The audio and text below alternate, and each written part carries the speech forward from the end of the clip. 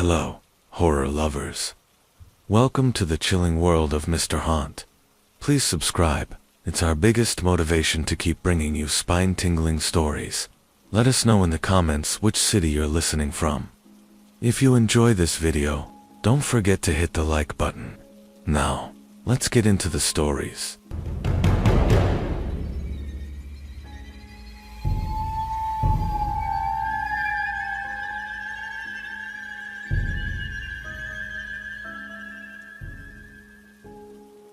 I never believed that something unclassified could walk the same trails I did. I always thought the strange wilderness stories were just tired campfire legends meant to keep children from wandering too far at night. I used to pride myself on being grounded and rational. I worked as a field surveyor for a small conservation group, and I spent most of my time deep in the woods marking tree health, measuring erosion, and collecting soil samples. Nature was my workplace and my refuge, and I never once imagined that anything inside it would turn its eyes toward me. This happened in late autumn, during a project near Blackwater Gorge.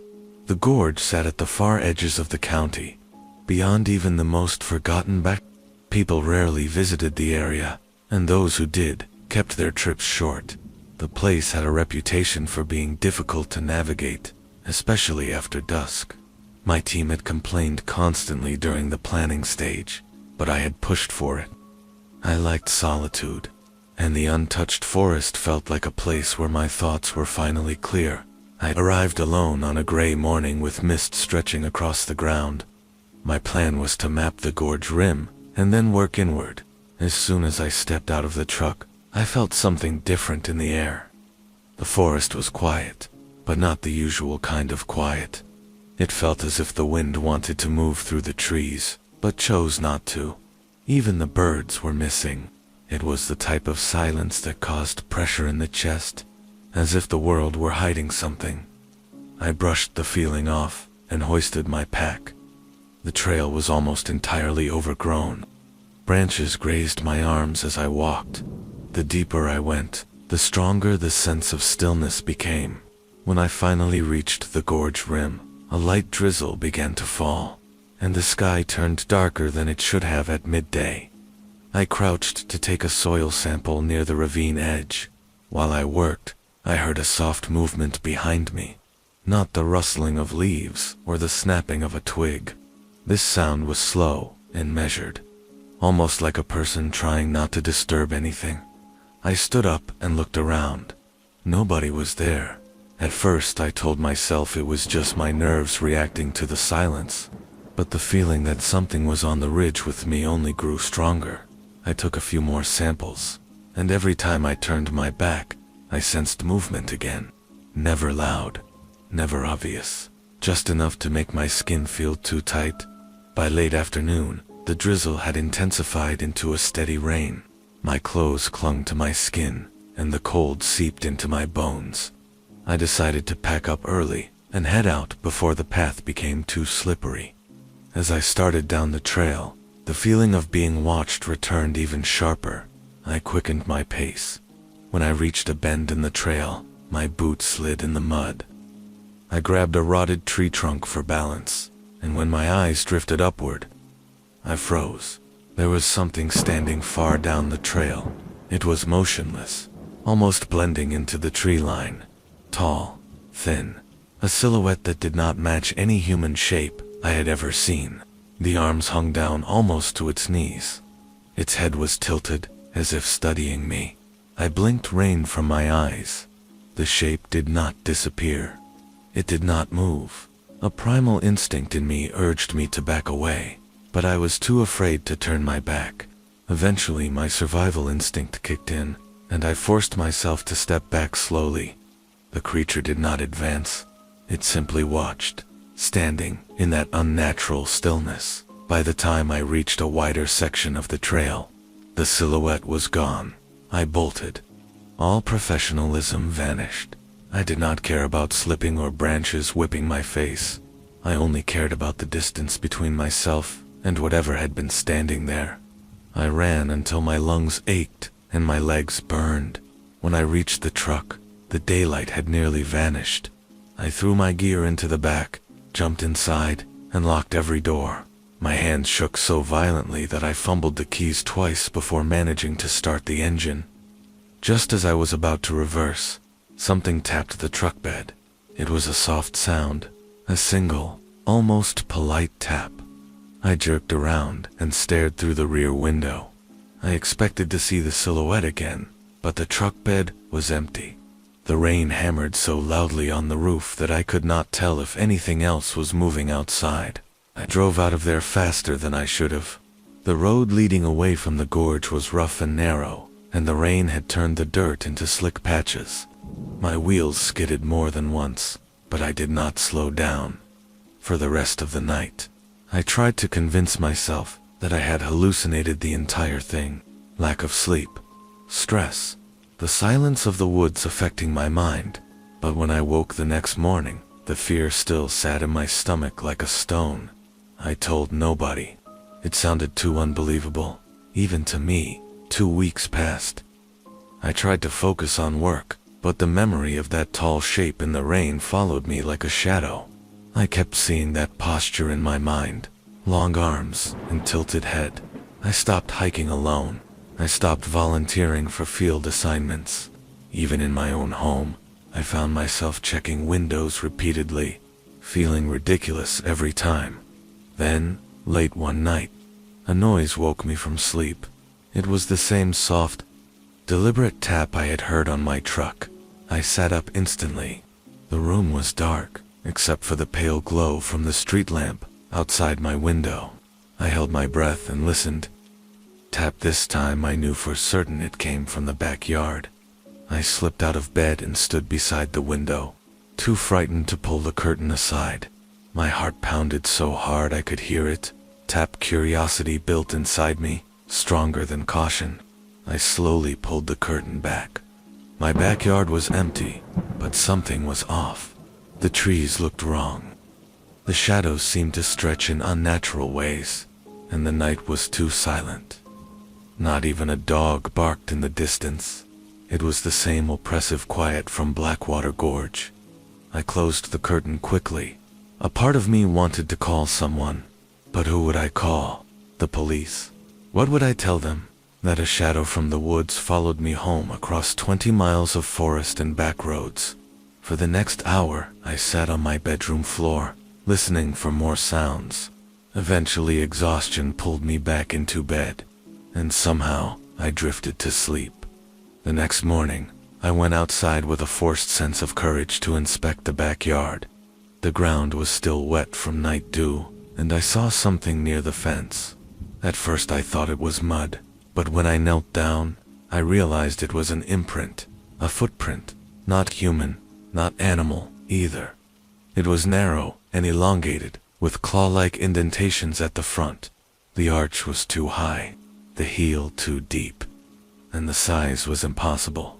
If it belonged to the thing from the woods, then that creature was even taller than I had guessed. I felt faint. I backed away from the print, as if it could reach out and grab me. That day I called my supervisor and took extended leave. I told him it was due to stress. That part was true, at least. I spent the next several days inside my house with every curtain pulled shut, but the silence outside persisted. The atmosphere felt thick, like the air was holding its breath. 3 nights later, I woke to my motion light flickering on. I sat up instantly. This time the sound was not a tap. It was breathing, slow, heavy breathing directly outside my bedroom window. The kind of breathing that came from something with a large chest and immense lungs. Each inhale seemed to vibrate through the glass. I froze, unable to move, unable to think. The fear was no longer a feeling. It was a physical force, pinning me down. The breathing grew louder. I forced myself to inch toward the window. I do not know why. Maybe part of me needed to see what was outside, even if it broke my mind. I lifted the corner of the curtain by less than an inch. What I saw has never left my memory. An eye, large, reflective, positioned far higher than any human head should be. The iris had a pale, metallic color like moonlit water. It stared straight into my window as if it already knew exactly where I was. I dropped the curtain instantly and stumbled backward. The breathing intensified, almost sounding curious. Then it stopped entirely. Silence. A silence even deeper than before. I waited several minutes before daring to check again. When I peeked outside, the yard was empty. The motion light had flickered off. The shadows were still, but the footprint from earlier remained near the fence, almost as if the creature had paused at the same spot, studying the house. I barely slept for the rest of the night. The following morning, I drove straight to a hardware store and bought floodlights, reinforced locks, and cameras. I installed them myself, with frantic energy. The cameras captured nothing for 3 nights. I tried to convince myself that maybe whatever it was had moved on. On the 4th night, one of the cameras went offline. Not from malfunction, it was torn clean off the wall. When I reviewed the remaining footage the next morning, I found a single frame before the camera died. It showed a tall figure stepping into view. The image was blurry, rain streaking across the lens, but I saw enough. The limbs were too long, the posture too unnatural, and the eyes reflected the camera light with the same pale metallic color. That was the last night. I stayed in that house. I moved the next day and never went back for any belongings I left behind. I even changed my number and refused to give my new address to anyone except immediate family. But sometimes, late at night, I still feel that same silence settle around me. A silence that carries weight. A silence that feels like watching. And sometimes, when I stand near a window, I get the unshakable feeling that something tall and patient waits just beyond the shadows, studying me the same way it did in Blackwater Gorge. I do not know what it is, but I know it remembers me, and I know it is still out there. I thought leaving that house would end everything. I believed the distance between me and Blackwater Gorge would give me peace. I moved into a small rental on the outskirts of a different town, a quiet place with open fields and no trees close enough to cast tall shadows. I convinced myself that whatever stalked me could not possibly follow this far. Creatures, even unknown ones, had territory. Territory they usually stayed within. At least that is what I hoped. The first weeks in the new place were calm. I worked from home, keeping my curtains open during the day to remind myself that sunlight still meant safety.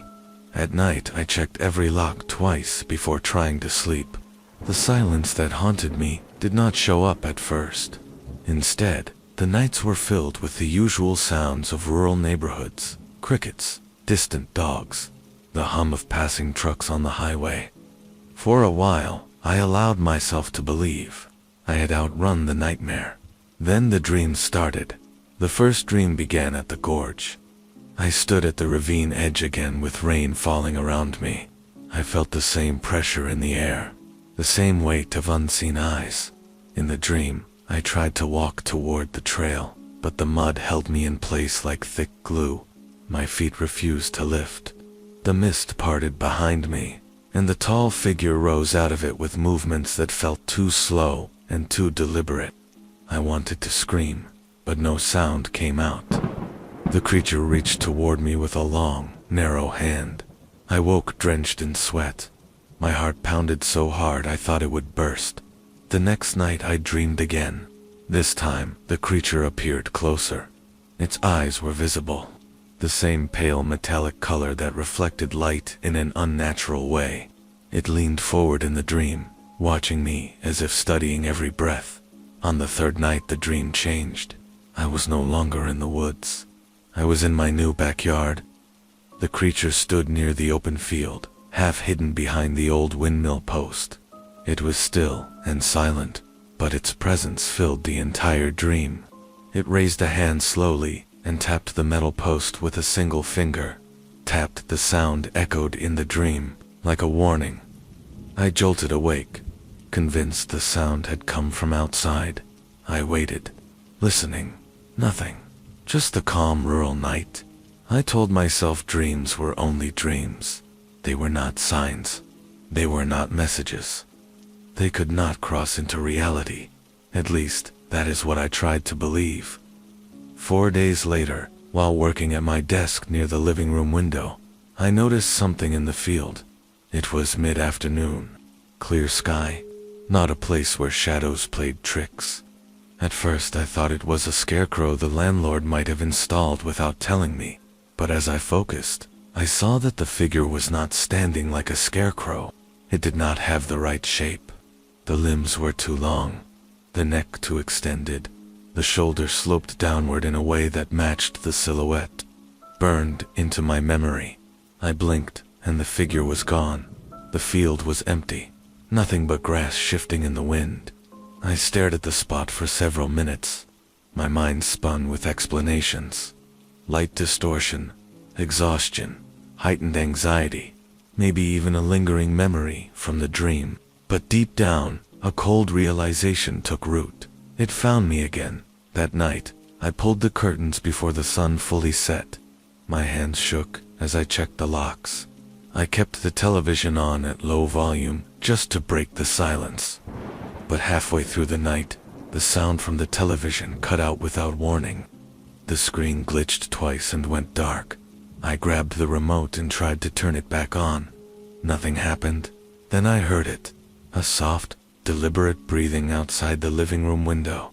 It was deeper than any human breath. Slow and controlled. The same pattern I had heard at the previous house.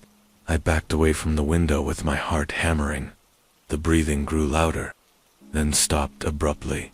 The silence that followed was heavier than any sound. I stood there for what felt like half an hour, with every muscle locked in fear. Eventually, I forced myself to move and turned on every light in the house.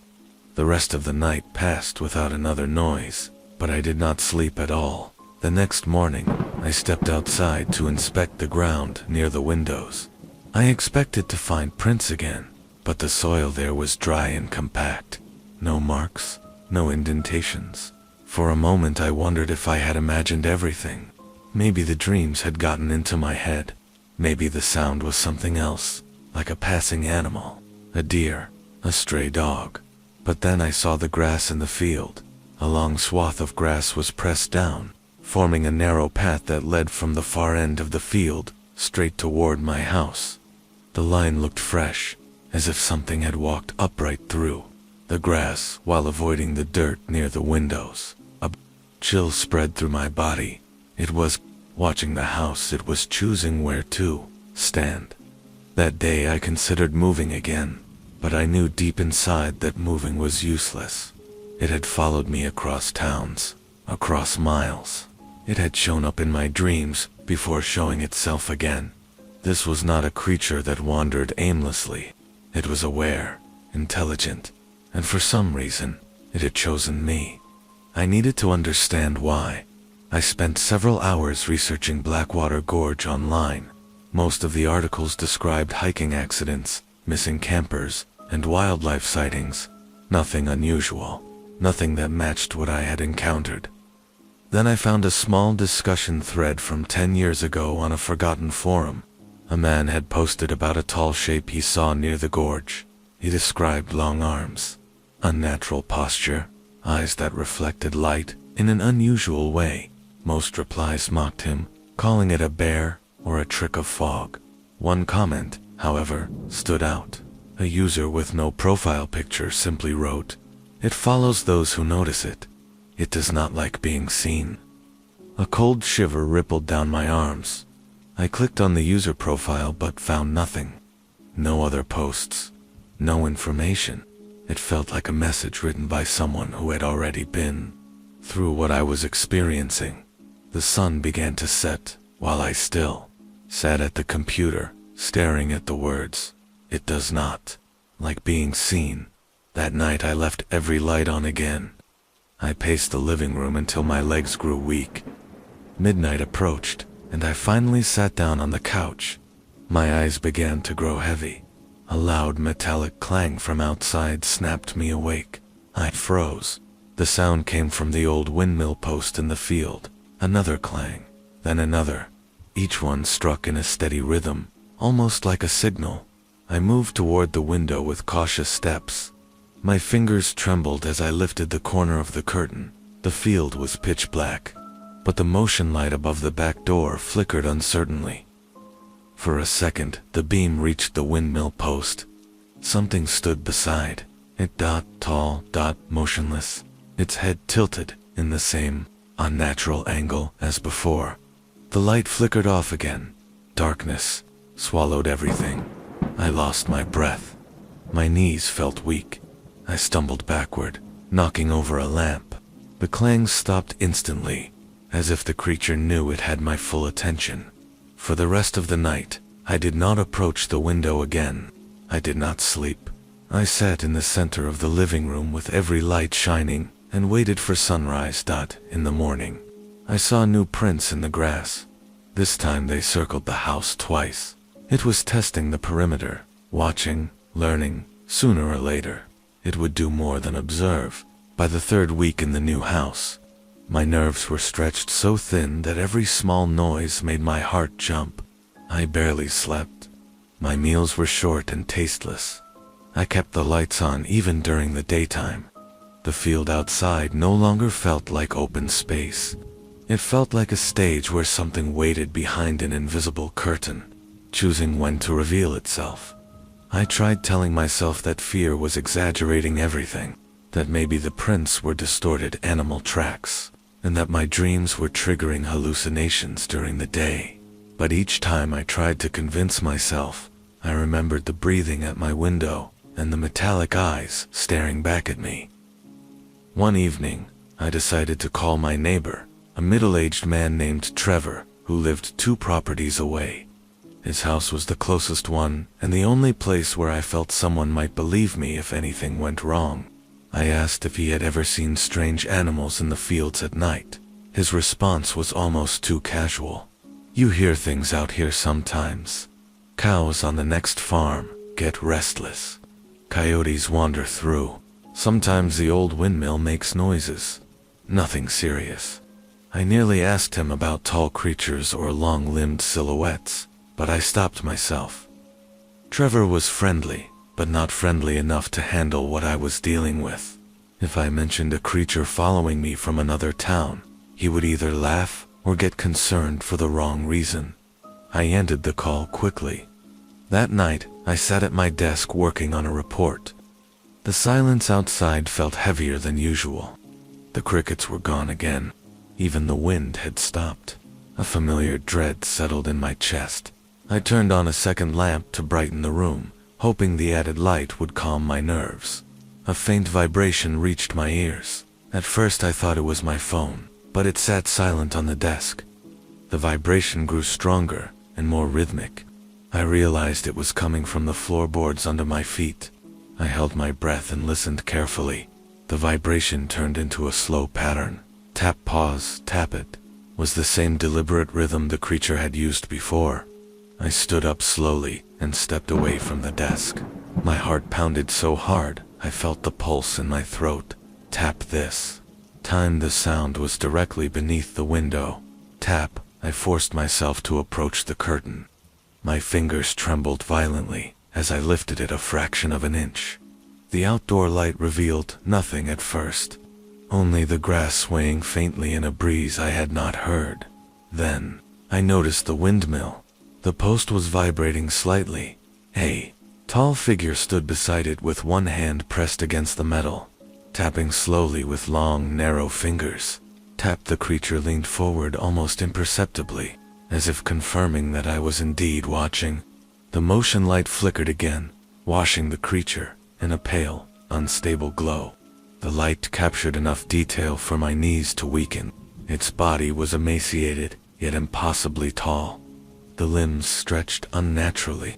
The skin was pale and tight over its bones, and its head tilted in an inhuman angle that made my stomach twist. The light died. Darkness swallowed everything. I staggered back from the window. My breathing grew rapid and shallow. The tapping continued, now faster and more agitated. Tap, tap, tap. The creature knew I saw it, and unlike before, it seemed eager to escalate. I grabbed my phone, and dialed Trevor. He answered with a tired voice, and I immediately whispered that something was outside my house. I expected him to dismiss me, but instead, he went silent for a moment. "You stay inside," he said. "I am coming over." He hung up before I could respond. I waited in the living room, terrified that the creature might hear me breathe. Minutes passed like hours. The tapping stopped abruptly. The silence that followed was suffocating. Then I heard something else. Footsteps, human, ones fast and purposeful. Trevor knocked on the door with a loud thud. I rushed to open it, desperate for human presence. He stepped inside, holding a heavy flashlight. He looked around the room with narrowed eyes. I tried to speak, but the words stuck in my throat. He gestured for me to calm down and asked what I saw. I explained as clearly as I could. The tall figure, the long arms, the tapping on the windmill, the way it watched me. Trevor listened with unusual seriousness. I expected him to laugh or shake his head, but instead he looked toward the window with a grim expression. "People around here talk sometimes," he said quietly, "about something that moves through the fields at night. Old stories. Nothing I ever believed before." His voice trembled slightly when he continued. "But your face tells me you are not making this up." He suggested we check the field together. I did not want to go outside, but I also did not want to be alone. I grabbed a small flashlight and followed him out. The night air was cold and carried a faint scent of wet earth. We approached the windmill slowly. The grass around the post was flattened in a perfect circle, as if something massive had stood there for hours. Trevor shined his light along the ground. That is when we saw them. Footprints, deep ones, much deeper than the prints I had seen behind my old house. The soil here was harder, yet these prints sank several inches below the surface. Their shape was identical to the ones I had found before. Long, narrow, clawed. Trevor crouched for a closer look, his breath caught in his throat. "This is not human," he whispered. As he examined the print further, my flashlight flickered. The air tightened around us. The night grew silent again, the same unnatural quiet that accompanied the creature in the past. I turned slowly toward the far end of the field, every instinct screaming at me before I even saw it. The tall silhouette stood at the edge of the tree line, motionless, watching. Usit's eyes reflected Trevor's flashlight even from the distance. Two pale metallic points hovering above the ground. Trevor saw it a moment later. His face drained of color. "We need to go back," he muttered. We backed away carefully, without turning our backs. The creature did not move. It did not chase. It simply stood there, as if confident that we would leave on our own. When we reached the porch, Trevor whispered that he would talk to someone he knew, someone who understood old stories better than he did, someone who might know what this thing was. He hurried home without another word. I locked the door and kept every light on until dawn, but even daylight did not stop the dread, because at dawn, when I stepped outside to check the field again, I saw something new. The footprints no longer circled the windmill. They led straight toward my house, and they stopped right outside my bedroom window. The forest had gone, completely silent. No wind, no leaves moving, no insects. Just that crackling sound, like dry bones grinding together. Adil froze in place. His flashlight flickered again, weak, as if the darkness itself was feeding on the battery. He turned slowly and saw the shadow. Tall, bent, twisted, like something that had forgotten it once had bones. Adil tripped again, sprawling onto the cold mud. His shoulder hit a tree. Pain shot through his arm. He looked up, and the shadow was there, staring, watching, waiting. Adil scrambled to his feet, dragging Zara with him. They ran for what felt like hours. Finally, they stumbled into a clearing. Moonlight spilled across an abandoned hunting cabin. Its walls were splintered, doors barely hanging on rusty hinges. They bolted inside, slamming the door behind them. Inside, it was dark, musty, and full of broken furniture. Dust coated the floor. Adil pressed himself against the wall, listening. Outside, silence. Too quiet. Then they heard it. A scratching, slow, patient, around the cabin's perimeter. The creature was circling, studying, waiting. Adil's breathing was shallow. Every instinct screamed at him to run, but the forest had already claimed too much. They couldn't leave without being caught. Minutes dragged. Then came a tap on the roof. One. Slow, deliberate. Another, and another. The creature was on top of the cabin. Its elongated limbs allowed it to move in impossible ways. Adil gripped a broken chair like a weapon. Zara held his hand tightly. The whisper started again. Ism Elllyou. Then, without warning, the roof above them groaned under immense weight. The floorboards beneath their feet trembled. Dust fell from the ceiling. The cabin shook. Adil's heart was in his throat. He knew if the roof collapsed, they would be trapped. If the creature entered, they were done. And then, the weight lifted. The whisper stopped. Silence. Complete, suffocating silence. Adil and Zara didn't dare move. Minutes passed. Hours, it felt like. Eventually, Adil risked a glance through a cracked window. The shadow was gone. The forest beyond the clearing seemed normal again. Moonlight bathed the trees. No snapping branches. No whispers. No footprints. For the first time that night, Adil allowed himself to breathe. But when he turned back to Zara, she was staring at him with wide, terrified eyes. Something had changed. Her face, her movements, subtle, almost imperceptible, but she was different. And then she whispered, "It's not gone." It followed us in. Adil's hands shook as he backed away from the door, eyes wide.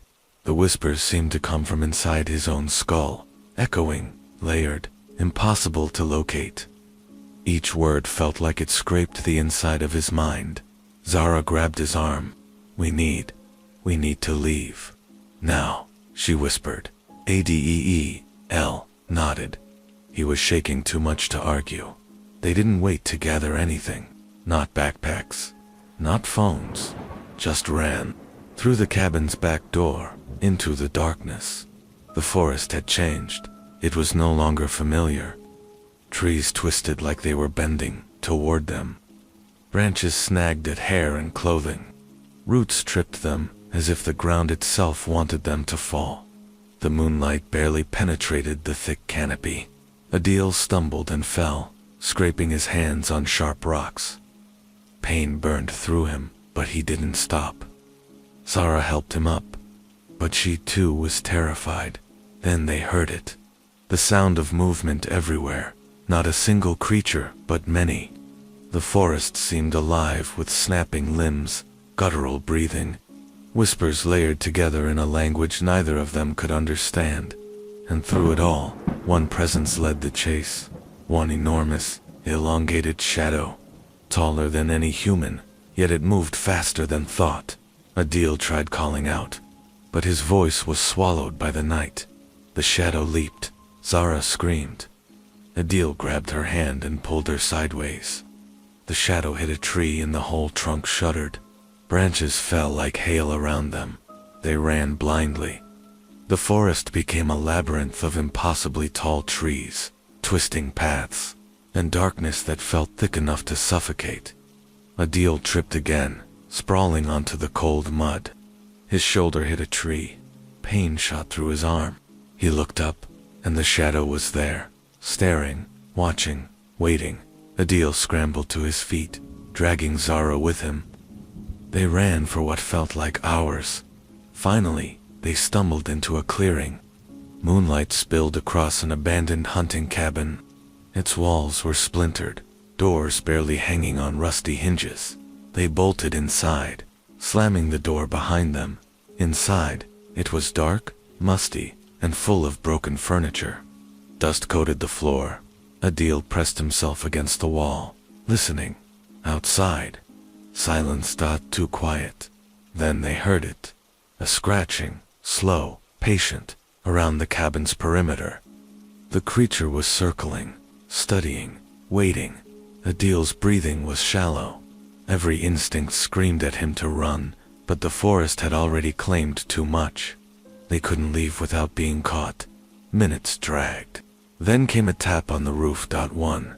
Slow, deliberate. Another, and another. The creature was on top of the cabin.